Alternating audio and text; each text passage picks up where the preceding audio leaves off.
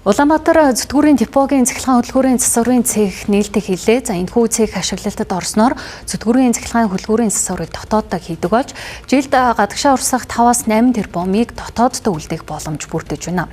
Харин зүтгүүрийн хөдөлгүүрийн цахилгаан эдангийн засварын цехийг байгуулахад оруулсан анхны хөрөнгө оруулалтыг 4 жилийн дотор нөхөхөөр тооцоолсон байна. Төмөр замын тээврийн хэмжээ өсөхийн хэрээр зүтгүүрийн татах цахилгаан хөдөлгүүрийн их засварын ажил жилээс жилд өснө нэмэгдэж байна.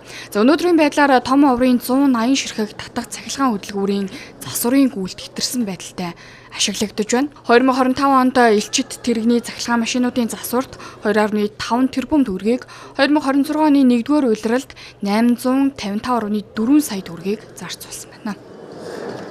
Жишээлбэл ганцхан жишээ хэлэхэд одоо бид өнгөрсөн 3-4 жилийн өмнө авсан 30 гаруй зүтгүүрийг гадагшаа ингээд бараг ойролцоогоор 100-аас 120 сая доллараар засварлах ёстой. Энийг эхнээс нь аваад дотоодоо засч эхэлж байна.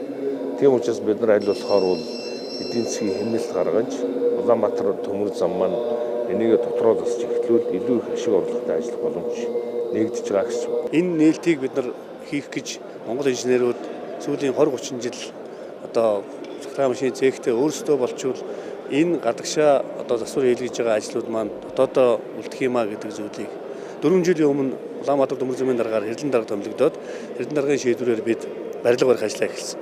Газараас эхлээд бүх ажлыг эхлээд ингээд өнөөдөр барилга маань баригдаж эхний ээжийн тоног төхөөрөмж суурилагдаад цехэд ажиллах ажилчдаа сургалтанд явуулж ирсний үр дүн дээр өнөөдөр нээлт хийгээд ингээд эхний цахилгаан машины засвар маань хийгдэх ажил маань эхэлж байна. За энэхүү цахилгаан машины цехийг ашиглалтанд оруулж татах цахилгаан хөдөлгүүрийн засварыг дотооддоо хийдэг болсноор гадаадад явуулж хийдэг өндөр үнэтэй засварын зардлыг бууруулж төмөр замын тээврийн тасралтгүй найдвартай үйл ажиллагааг хангах нөхцөл боломж улам бүр дээшлэх байна.